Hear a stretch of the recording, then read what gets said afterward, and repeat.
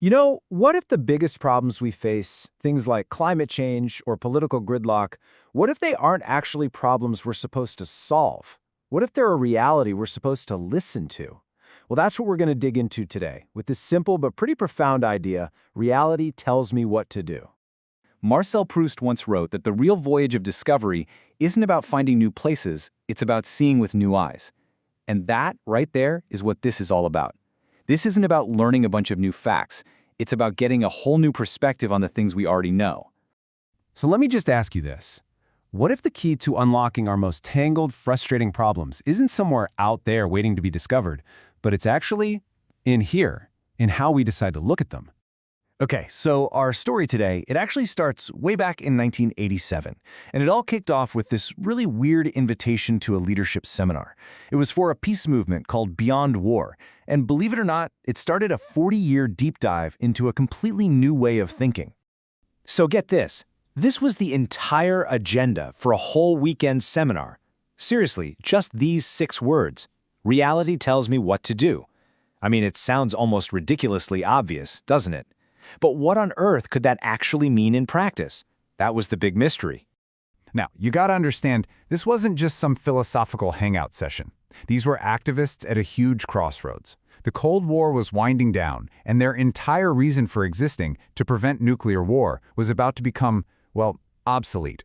They had to completely reinvent their mission for a world that was changing under their feet, and this 6-word puzzle was all they had to guide them. And they zeroed in on 2 huge, massive shifts that were defining this new reality.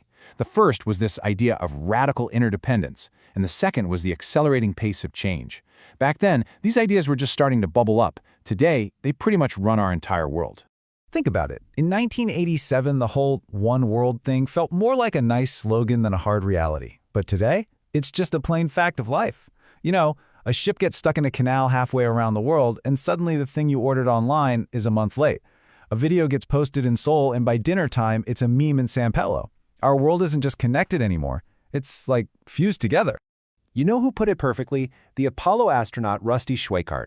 After his first spacewalk, he looked back at the Earth and he said he couldn't see any borders, no frames, just one single, beautiful, whole system. That's the perspective of our new reality. So the other huge shift is the sheer speed of everything. And it's powered by an engine that looks just like this, an exponential curve. Just think about technology, right? For years and years, progress feels kind of slow, almost flat. And then, bam, seemingly overnight, it just goes vertical. That's the tricky, deceptive power of exponential growth. And this is where it gets really wild. That interdependence and that acceleration, they feed each other. There's a thing called Metcalfe's law that explains it. Basically, when you add one more person to a network, you don't just add one new link. You add a link to every single person who's already there. The number of connections just explodes. And that's exactly why ideas, innovations, and even problems can now spread like wildfire. Okay, so we've got this new reality, right? Hyper-connected, moving at a dizzying speed. And here's the big problem, the glitch in the system. The way we were all taught to think, the mental software we're running, is completely out of date. It was designed for a much slower, simpler world. The updated software we desperately need is based on something called systems thinking. So instead of breaking a problem down into tiny, isolated pieces, it forces us to look at the whole picture, the relationships, the hidden connections, all the feedback loops that are really running the show. For the longest time, this is how we tried to draw a map of the world. A nice, clean, linear diagram. You've got inputs on one side, outputs on the other, maybe a neat little feedback loop. It's simple, it's logical, and it's totally, completely wrong. Because the reality of the challenges we face today doesn't look anything like that clean little chart. In fact, it looks a whole lot more, well, like this. Yeah, this is the infamous Afghanistan spaghetti map. The US military actually created it to try and make sense of the conflict, and it illustrates the point perfectly, doesn't it? Just look at that thing. You can't just pull on one thread. Everything is connected to everything else. Drug money, tribal politics, popular support, foreign aid. It's all one single, tangled, overwhelming web. There's actually a formal name for these kinds of challenges: wicked problems. And they're not wicked because they're evil. They're wicked because their causes and effects are so hopelessly tangled up that every time you try to fix one thing, you accidentally create a dozen new problems. They just defy simple solutions. So, if our old mental toolkit is useless against these wicked problems, what in the world are we supposed to do? Well, we have to go right back to what Proust told us at the beginning. We have to learn to see with new eyes. We need a full-blown paradigm shift. The historian Thomas Kuhn actually mapped out how this kind of shift happens. First, you get anomalies. The old model, our nice linear thinking, just can't explain the spaghetti map of reality. Then someone comes along with a new paradigm that reframes everything. For us, that's systems thinking.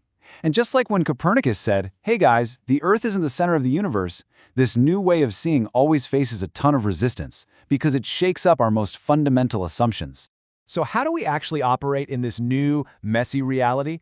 Well, there's a really handy tool called the Sinafin framework. It's a way of sorting problems, and the big takeaway is this. For simple problems, you can just follow a checklist. For complicated ones, you call an expert. But for the complex problems we've been talking about, those wicked ones, planning and expertise just aren't enough. You need a completely different approach. And here's exactly what that approach looks like. You can't possibly map out that whole spaghetti monster ahead of time. So instead, you act like a scientist. First, you probe. You run little safe-to-fail experiments to see how the system reacts. You just poke it a bit. Then you sense. You pay really close attention to what happens. What patterns are emerging? What changed? And finally, you respond. You do more of the stuff that seems to be working, and you stop doing the stuff that isn't. It's not about having some grand master plan. It's about learning and adapting as you go. It really all comes down to what Einstein said. You can never solve a problem on the same level you created it. We just can't fix these tangled, systemic problems with the same fragmented linear thinking that got us into this mess in the first place. We have to level up our thinking.